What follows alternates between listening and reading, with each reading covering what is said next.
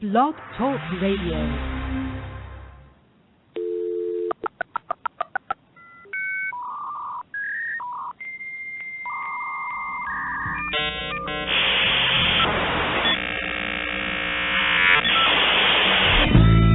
Welcome to the Hyper Smile Happy Hour with your hosts, Zigzag and Rubens. Coming to you live from beautiful states of Indiana and Texas. The only two states in the Union worth living in. Now get ready to sit back, relax, kick back, have fun, enjoy, and call in to the Hyper Smile Happy Hour. And on a mission love, checking out chat room for a virtual dub.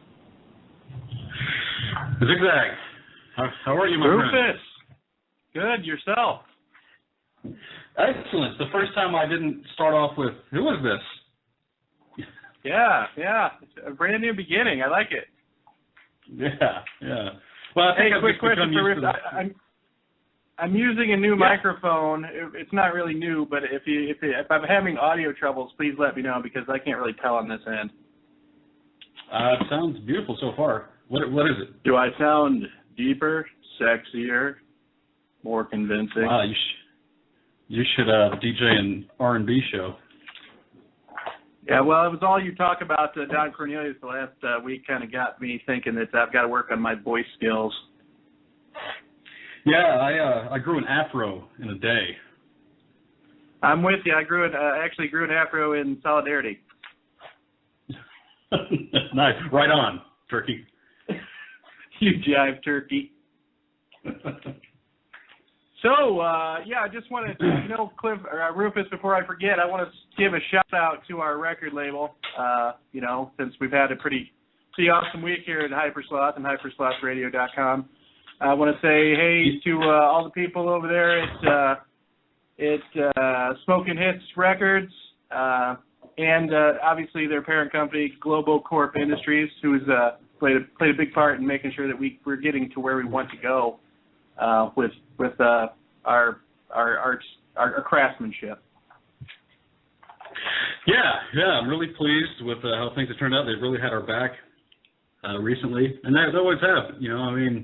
When Globocorp came to us and said, "Look, we think you guys are it. We want to put some money and time and investment behind you guys, but we don't have a record label, so we're going to create one just for you guys, and maybe we'll sign some other people too." I was like, that's a lot of pressure on me and Zigzag. But, if you guys have been in business since like 1872, I figure you guys know what you're doing. And, the fact that they started Smokin Hitz, just to push us and how well everything has turned out. And now those guys are almost as huge as us. A big shout out to those guys.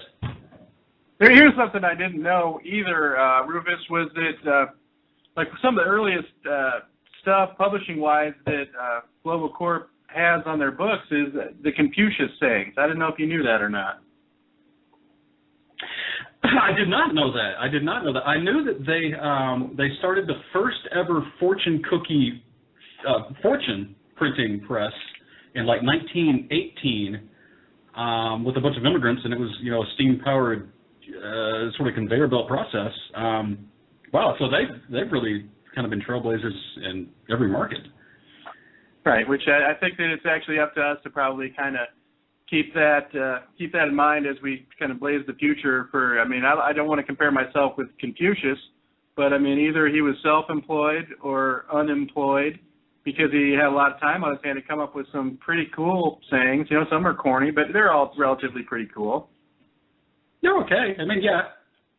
They're good. We've got, I think if you take his entire catalog, that compares to maybe 2 Hypersloth songs. So he's up there, I guess. But I admire his effort. He tried. God bless him. I do. Or a B+ Buddha or whoever, bless him. But I was thinking about this when I was at the gym earlier. I was thinking about Confucius and Globocorp and just how it's all happening so fast. And I thought to myself, there's one thing that. This is, mind you, I'm at the gym. I'm thinking there's one thing that Confucius needed to say, and I think a lot of people will be able to relate to this. You probably as well. Is I wish he would have said, Confucius say, "Wipe off fucking machine, motherfucker." That's because because I noticed a lot of people not wiping off the exercise machines at the YMCA here in Elkhart, Indiana. So if anybody out there is listening, wipe off your damn machine, please. It's disgusting, people. You know, I kind of like where you're going with this, because I too try to exercise, but I don't go to a gym, and I really want to. In fact, we've been looking at the YMCA here. Of course, we're not going to be here much longer, but we did look into it, and never signed up, never even took a tour. It never crossed my mind that there could be a problem with, like, cross-contamination and hygiene there. So you're saying that people just, like, they set their sweaty-ass taint down on some workout machine and they just get up and leave a moist, sticky residue without cleaning it up? That's exactly what I'm saying. It's some kind of ectoplasm. Pretty sure that the stuff that you spray on there or the rag that you wipe it down with is probably just as dirty. But just for my own peace of mind, I wish people at least go through the actions of acting like they're wiping the shit down with a dirty rag. I mean, I would appreciate it. Yeah, it might at least have some kind of placebo effect on your end. Well, that's disgusting. Yeah, well, just food for thought. That's what I'm going to call that, food for thought. Well, when I go to the peep shows and go into the private room with the girls dancing behind the shadow curtain, I never wipe up anything before I leave. I think that's because you leave most of it in your pants. Hey! All right. Hey! Actually, what I do is I keep it all in jars, and I have a closet in my house where they're all dated, and there's a little synopsis of how exactly it was created. So it's a pretty big collection. Does it read like, this was Crystal from the main stage, or, right now it's Savannah, this was Savannah on stage 2. Yeah, and it's all weighted. I have a scale that's zeroed out to the weight of a mason jar. So it'll say, like, September 1994, Palazzo, Austin, Texas, Candy, main stage, 2.5 ounces. Pretty impressive, Rufus. It is. When you're weighing in ounces, you were a much younger man then, weren't you? Yeah. Now they're mostly full of dust. Sorry, you're shooting cobwebs. Yeah, that's right. They call me Spider-Man. Spidey. Your Spidey sense is tingling for about 0.01 seconds. That's right. Hey, here's another thing that I think that maybe Globocorp might want to look into. I don't know if you're familiar with how some of the younger men are dressing lately, Rufus, with their pants, basically their pants down around their ankles, using shoestring for their belt, and their underwear is like 99% of the pant leg. Yes. It looks like it anyways. I've got a great idea for a pant that'll be called, this is kind of a play on words here, stick with me, underpants, okay? And all they are is like pants. They're like, the idea is like a pant, listen to me people, it's like a pant, like I guess what you would say is a pajama pants made out of boxer material, okay? Uh-huh. And then just the bottom part of the pants is actually sewn onto like a pair of jeans, just like a bottom of a jean leg, okay? So basically it looks like your pants are like down around your knees or whatever, but they're actually just one single pair of pants. It could be easily laundered. I think we would probably save money that way. I think people could save money by buying one pair of pants instead of buying two. And plus, think of how much more crime could be committed, because instead of holding their pants up with one hand, they actually could have both hands free for, doing any kind of crime that they would want to do. Wow. You got an opinion on that? My only opinion is thumbs up. We should take that to Shark Tank immediately. Yeah, well, I think we're gonna get that. We're gonna get some of the R&D over at Globocorp to look into that and see if that's a viable product for their echelon of expertise. That's right. Do we get our brand blazoned on it, so it'll be like Hypersloth underpants? I was thinking, how about just the texture of the material, or the material would have the Hyper Sloth, like the underwear material would have the Hyper Sloth logo on it. Beautiful, beautiful. Now, that sounds very similar to something I have seen already in production, no joke, which is, it's like a belt, it's like suspenders for your pants, so that if they're down like between at like mid-thigh in the fashion that you're talking about, this is like a belt that you wear around your waist, and then there's like these suspenders that hang down to hold the pants in place right there. I'm not joking. That's a real thing. Now, does it come with like some kind of pocket that you can stuff in your pants so you can like steal bottles of booze or whatever? I think it came with 2 extra large 40-ounce pockets, yes. I almost wish this was a joke, but my cousin owns a liquor store. He actually owns 2 liquor stores, Sterling Avenue Liquors and Continental Liquors, Elkhart, Indiana, if anybody's listening. And then I know you are. And I used to just go there and hang out and like people watch, like on a Friday or Saturday night or whatever when I was younger, which means like 6 or 8 months ago. And I used to just people watch, because I'll tell you, you get a pretty diverse crowd of people in a liquor store. I can imagine. And one time I actually caught a guy trying to steal. Okay, it was like plain as day. The guy was trying to steal. It's not a big liquor store. It's probably about 3,000 square feet. You can pretty much see every nook and cranny of the store. So I catch this guy trying to steal. Well, I'm afraid to say anything. You know what I mean? I'm like, Jesus Christ, this guy's probably out of his mind. He's going to kill somebody or something. So my cousin goes up to him and says, like, hey, buddy, and grabs the guy, and he flips up his shirt and he can't find the bottle. So my cousin looks at me like I'm some kind of freaking idiot, right? That I, called out this guy who wasn't shoplifting. And sure enough, this guy had sewn in an extra pocket inside of his pants so he could stuff a 5th or like a 40 or whatever he wanted down in his pants to where you couldn't see it from the top, but it kind of went down into his pant leg. So for all the purveyors of fine liquor out there, be on the lookout for that. It's probably a super duper old trick, but this guy was really going for it. Okay, man, I think that definitely needs to be folded into the underpants design schematics. That's fucking brilliant, man. Like, for real, Globocorp needs to jump on that. I have to agree with you entirely. I mean, we should just call them the larceny pants or something like that. Yeah, well, I think in lieu of like marketing it as something to help you, aid and abet a crime, you would just call it like the Fody pocket or something. We can market it like sneak some liquor into the Hypersauce show where the venue doesn't allow it. This is the pocket for that. But in all seriousness, or sneak liquor into church or into the hospital. All the places where you're like, man, I could really, really go for a drink right now, and you just can't have one. So you get the Hypersloth pant with the patent 40 pocket. Wow, amazing. So the Hypersloth pant underwear 1-unit combo with the 40-ounce liquor pocket. Why do we keep saying these like live on air? We should just type them up on letterhead and send them to Ira at Globocorp. Send them directly to the patent office. More than likely, and people, it's only a matter of time till we cure cancer on this show. So stay tuned in. It's coming. It's coming. I know it is.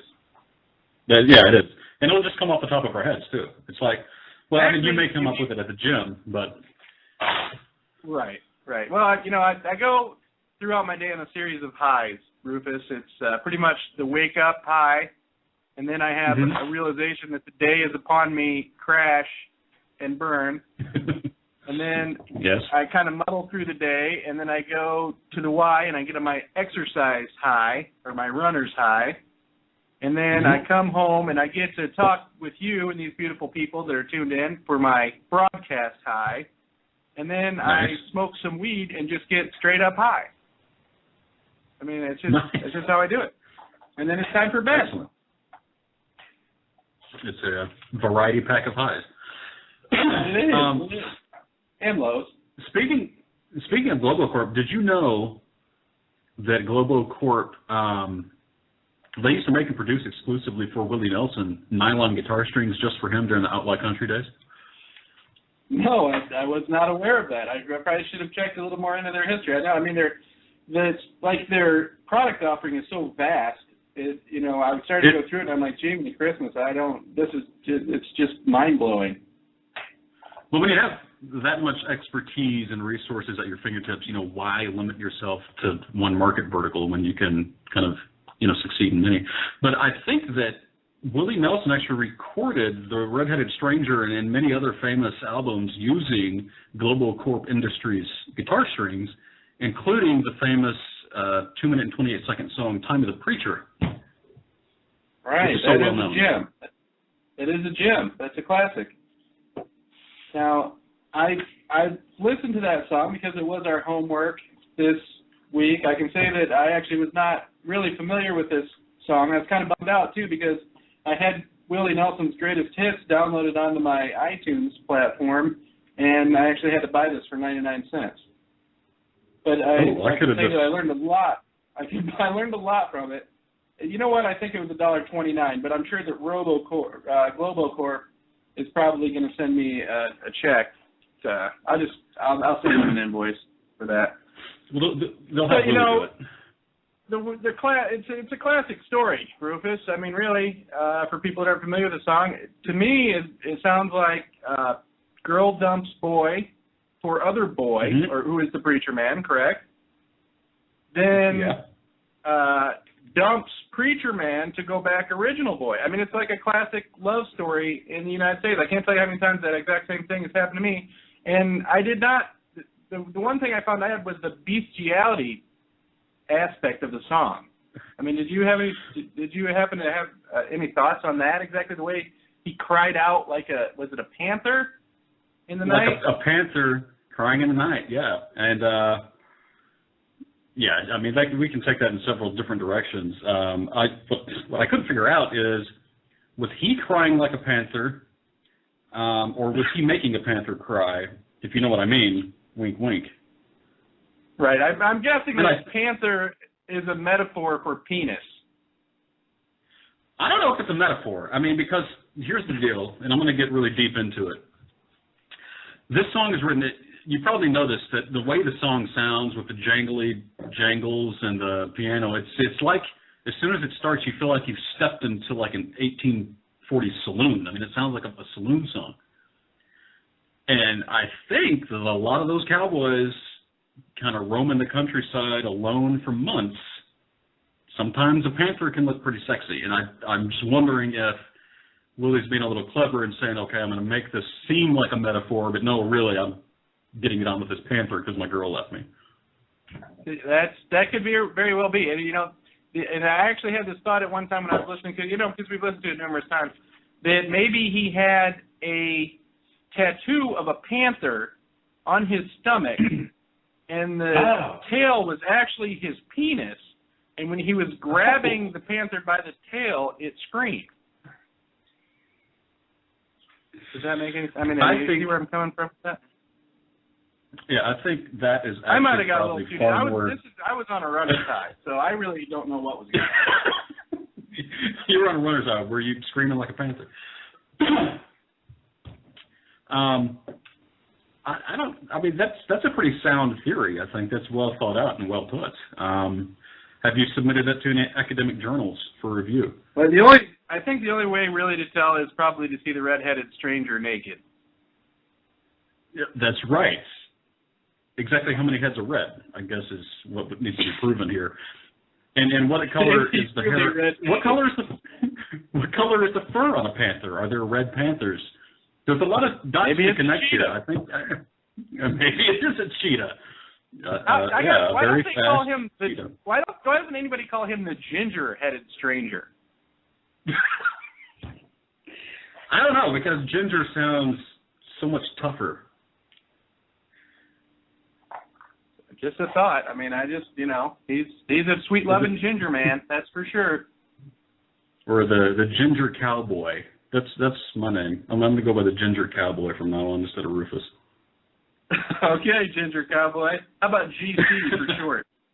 GC, the ginger cowboy. Yes. The ginger cowboy, heterosexual bottom. GCHB. And that is the next Hypersloth song. Let me open Notepad and write this down. The Ginger Cowboy Hetero Bottom.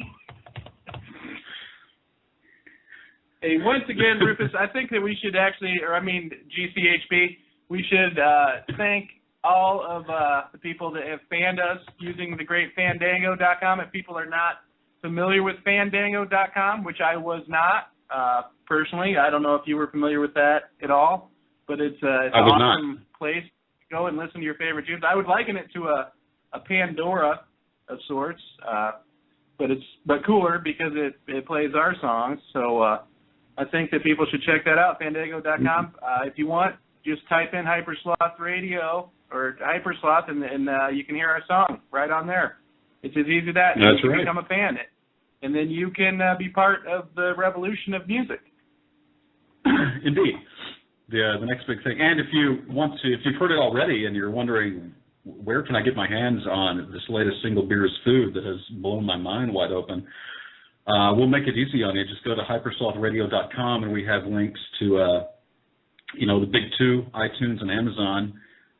Google Play hasn't picked it up yet, but I think Ira at Globocorp he's on the horn with them right now, making that happen. But you can get it at iTunes and Amazon and even cdbaby.com. But we got all the links at hyperslothladio.com, so just head over there. I've really been impressed with the way Ira handles himself over there, being I think you said it well when you kind of called him a stodger, I think. Was that the term that you used for him? Yeah, well, or was it kind of grumpy? No, it's stodgy, which is the grumpy stodger, actually. Thank you. God, I'm retarded. But, he's like 92, old, he's been in the company forever, and he's got so much clout and cachet that he can really kind of throw it around, and, he does that for us. He doesn't have to do it for us. He's got, Smokin Hitz Records that helps us out, and yet he, for some reason, just feels like, reaching in and giving Hypersloth a personal touch. We thank him for that. A guy with his kind of breadth. He's been around a long time, and I think it's just basically he knows what works, and he knows Hypersloth works, and he's just one of those guys. He's kind of a no nonsense guy, but he's get him deep into a bottle of scotch, and I'm telling you, Ira, he can tell a story. That guy can spin a yarn. We spent a couple hours with him, and I was just floored at. 92 years old. Obviously, you have a lot of stories to tell, but just some of the stuff he was telling about Truman and Kennedy and the Rat Pack, I was really blown away. Yeah, that was pretty crazy. It's pretty crazy. And the fact that he remembers all that stuff and so vividly, it's really no surprise that his autobiography was on the top of the New York Times bestseller list for I think 8 months straight. And of course, that's why they're working on the screenplay now. I wonder if any of it has to do with him sleeping in that oxygen chamber. He seems pretty committed to that way of life. So. Yeah, that's true. It can be a little awkward in meetings, especially in the smaller conference rooms. But who's going to tell him it doesn't work when obviously, everything he touches turns to gold or platinum. Or platinum. Hello. For Hypersloth, triple platinum. That's right. I wonder if they're going to have to make up a new award. I think. What's better than gold or platinum? Diamond? Is there such a diamond thing? Or obviously there's probably some. You know what? I think actually it's called the rare earth. It's gone rare earth. It's gone rare earth. Nice. Right. That's. I know that those rare earth metals are way more expensive than platinum, as far as I know. Yeah. I've got a few rare earth records hanging on my wall. You can't get near them; it's highly radioactive. As soon as we get our first royalty check, I'm probably going to buy a rare earth car. I was thinking about buying a rare earth. Just buying enough to go ahead and make my own, at least a moon, and launch it into orbit. But yeah, if you want a car, okay. Yeah, start small. Think big, start small. That's, you can't go wrong with that way of thinking. That's true. Think big, start small. I'm going to put that on my business card. Please do. Please take that. I think there's a new shirt in there somewhere. Please check the hyperslothradio.com website for our shirt that we're going to be coming out soon. Eat more beer. It's a classic. That's right. I think that now you can probably come out, and I think we'll probably make a shirt out of that. Think big, start small. I think it works good. I think it makes sense. Could you imagine? I'm sorry. That just reminds me of like whenever I co-founded a marketing agency here in Austin in 2011 when we had some downtime and I had nothing better to do.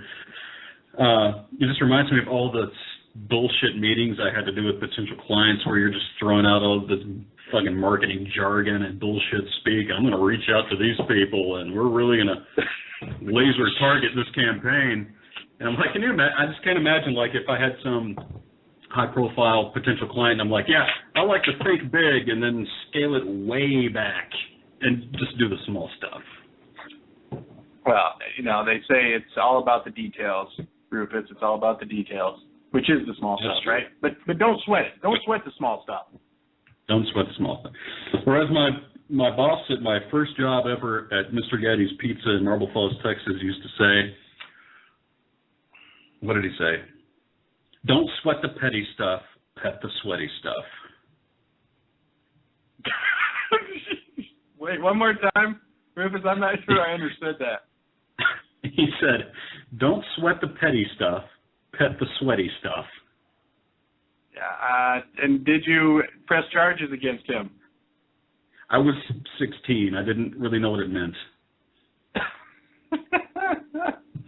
Oh man, the Mr. Guy. I wonder what kind of stretch he's doing now. Where is he? Any idea where he's at now? I think he died of cancer. Oh, sorry. That was very painful. He didn't live long enough for the hypersloth cancer cure. Just eke it out a few more years, folks. We're gonna get to it. We're gonna get to it after the petty stuff. That's right. Be patient. Be patient, people. So, all we can say to you, all we can say to you people waiting for the cancer cure is don't sweat the petty stuff, pet the sweaty stuff, and eventually we'll cure your cancer. And while petting the sweaty stuff, don't forget to make your panthers scream in the night. That's right. Like a ginger cowboy. It's like only the ginger cowboy howl. Give us the ginger cowboy howl, Rufus. Pretty damn good. Hey, if anybody's out there listening, we want you to call in and chat with us. We want to hear from you. We want to know what's on your mind. Our number is 1-646-478-0616. That's 646 with a 1 in front of it. 478-0616. Give us a call. We're waiting, and we know that you're smart enough to call because you're listening to our show. I say what we do is we remain completely silent until somebody calls to pressure them into calling. Let's do that. I don't think I can. I'm good.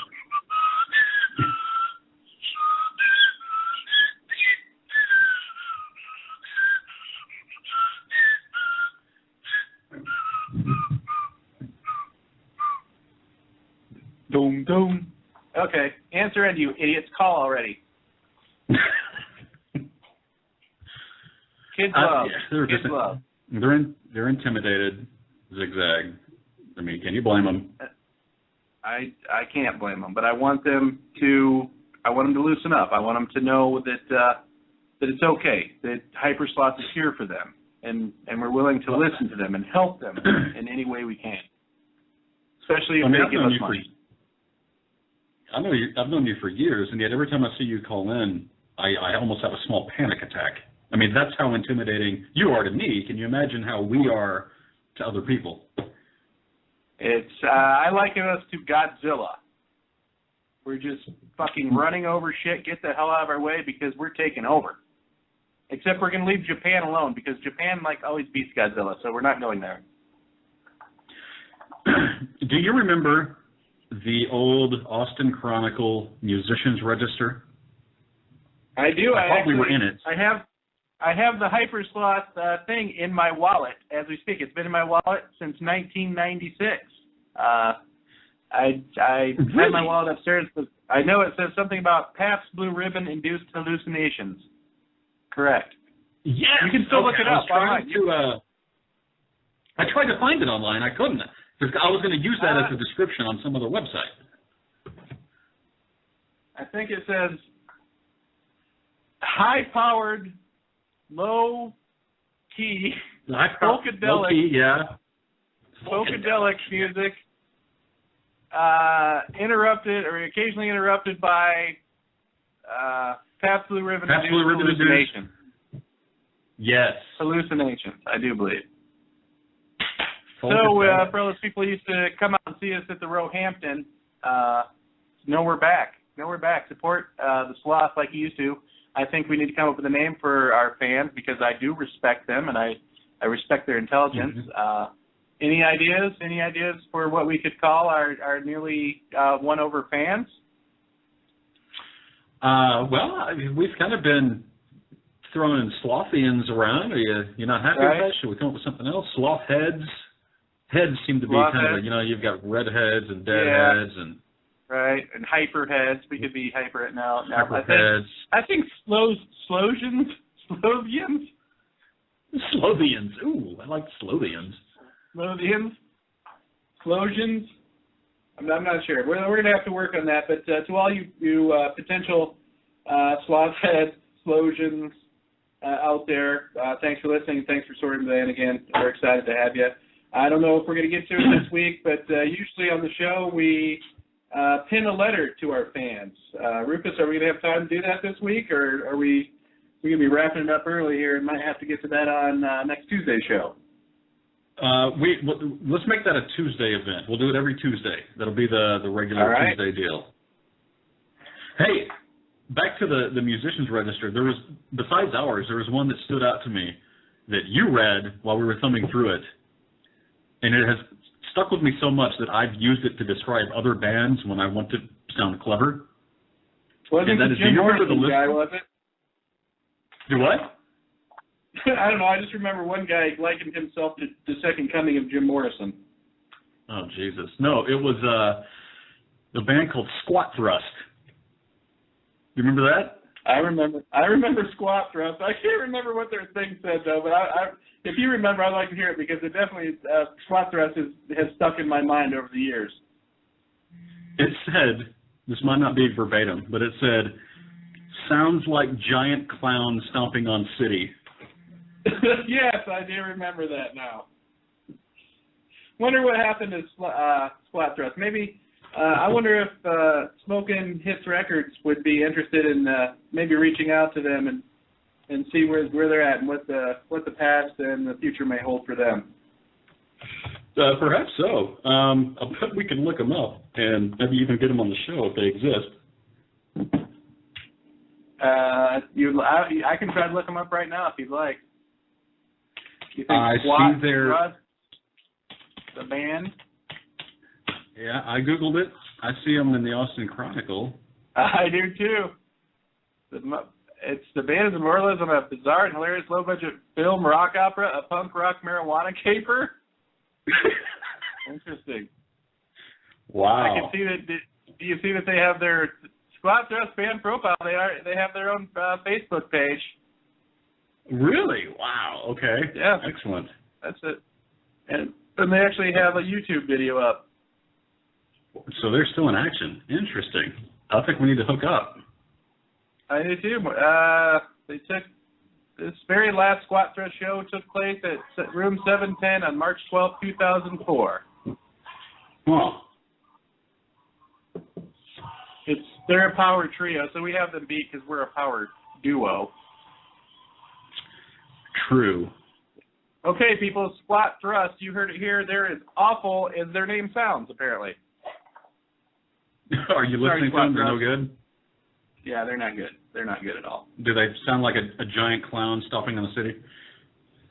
They sound more like a giant clown taking a shit on a city after eating after eating a Gaddy's buffet. Don't sweat the penny stuff. Now give me some Rolaids.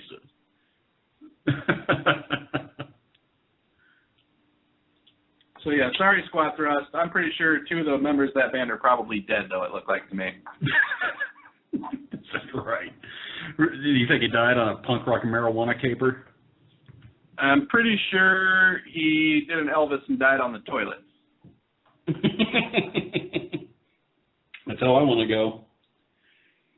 Hey, where's the guy got to go get enough peace to die anymore, right? I mean, the bathroom on the toilet? Yeah, I mean, at least you could lock the door, have some privacy while you have your massive coronary. That's true. You know, I can actually relate. I was going to say... Awkward radio silence. It's just damn Skype delay. Do you ever, I don't know if this is just me, or if this has been a thing since the toilet was invented, but do you ever just go to the bathroom just to get the fuck away, and then just stay in there and play on your phone? Yes. Yes, I can honestly say that I do. And I'm not proud of it, people, but I hide out in the bathroom. I've been known to hide out in the bathroom at restaurants, men's bathroom, of course, because where else would you pick up gay lovers? But, yeah, I hide in the bathroom. I go there for privacy. I do. If I need to think about something or, balance my checkbook, I hit the head. There's no doubt about it. What better place to clear your mind and your body, so to speak. That's true. You can have a bowel and a mind movement at the same time. Sort of like how you started smoking to take breaks when we worked at Delaware Subs. I just started telling people I got to take a shit. And, no one ever is like, oh, can't it wait? People are like, oh, yeah, go ahead, take a shit. I understand. No, don't rush. Yeah, nobody was ever like, why do you take 40 shits a shift? Right. I actually used to blame that on Mr. Gaddy's being next door as well. That's right, it was next door. Remember, what was that? Was that guy's name Fernando? The heavyset Mexican opera singer. He sang opera, right? Who was also who actually moonlighted as a Gaddy's delivery driver when he wasn't singing opera. That's right. When he was I do remember him. Evita. Yes. Yeah, he would barge into the sub shop with his Gaddy's bag in hand, and he'd sing some kind of opera stuff. Yes. And then the guy had the nerve to call me gordo, which is fat in Spanish, and he probably weighed like 400 fucking pounds. Oh yeah. Well, maybe it was more of you felt a kinship. Not that you're 400 pounds, it's nothing like that. Yeah, he was 2 of me easily. Remember we went to that party at his house? Oh, vaguely. It was like the lamest party. Everyone was like, we basically were the only people that brought beer. And then it was like him and a bunch of his roommates standing around. And they had like 4, this is the craziest thing, they had like 4 separate little dorm-sized refrigerators in their kitchen. Remember that? And each of them had like their own refrigerator. They had their own refrigerator, and they were like going, and he was like, "Hey, you can put your beer in my refrigerator." And apparently there had been a knifing or something over some food earlier in the year. Yeah. They kept their refrigerators locked up. That's just one thing that stuck out to me.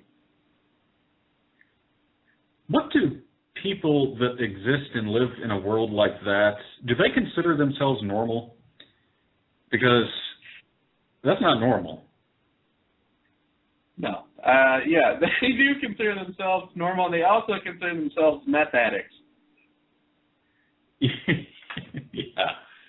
Because I remember they were talking about taking some pill or smoking some pill. It was insanity, I tell you. Insanity. Wow. Glad to be I don't remember any of it. I must have drank all the beer that we brought, because I don't remember that at all. I think he slipped you a Mickey.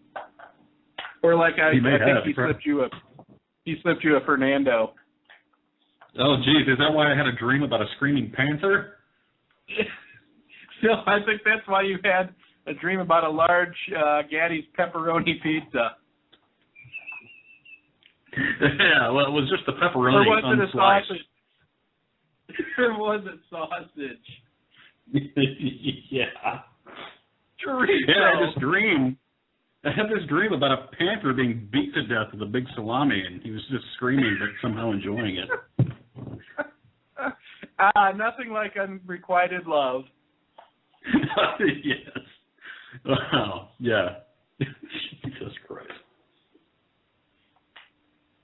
So, what's next? Do you think is untapped for the sloth, the hyper sloth, Rufus? I think that once we get this stuff ironed out with getting our fan base in order and Globocorp Industries takes us in the direction we want to go, I think that when all this settled down a little bit, I mean, we're a little overwhelmed at the moment with the reception that we're having, but I think that we'll be able to focus on the music again if we need a second or third song, if that's even necessary at this point. Well, I got some thoughts about this, actually. First of all, the second or third song, I think, is a necessity. It has to happen. But the current songs are so awesome, it's going to be an uphill battle to make them that badass. Not that we can't do it, but I'm saying we got a long road ahead of us. I know that we have the genius and the brain power to pull it off, but it won't be easy. I mean, we've set the bar for ourselves pretty damn high. But you mentioned Pandora earlier, and I was actually looking into how to get on Pandora, and their requirements are a little bit more stringent, but you do need, basically the one thing that you need that the other, like Spotify doesn't need, because we're on Spotify, if you didn't know that, is they need to have a hard copy actual CD. So I think we need at least, if we can round it off to like 5 songs and actually burn a CD, then we can put out a CD and charge like, $5 to get the whole CD or 99 cents a song. Then we can have a hard copy CD that we can send to like Pandora and get in their rotation. So that's kind of where my thoughts are headed right now. It hasn't gelled completely. It's not totally solidified, but I think if we can pull off 2 more songs, then we've really, really got something to work with.